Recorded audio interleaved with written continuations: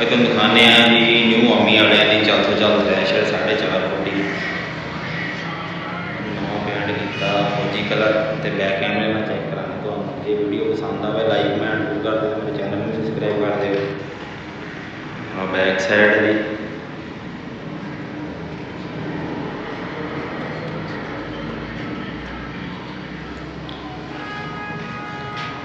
Shade marble है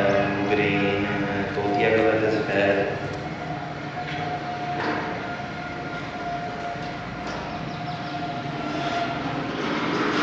और front side हैगी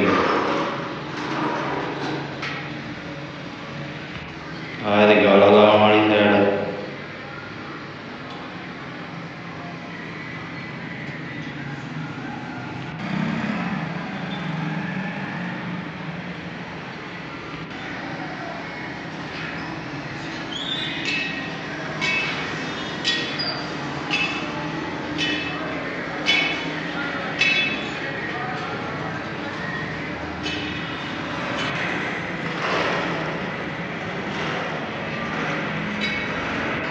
फ्रंट मार्बल डबल शेड चलाया हुआ मार्टा कलर से उंगलियां पट्टियां का डिजाइन चेक करो।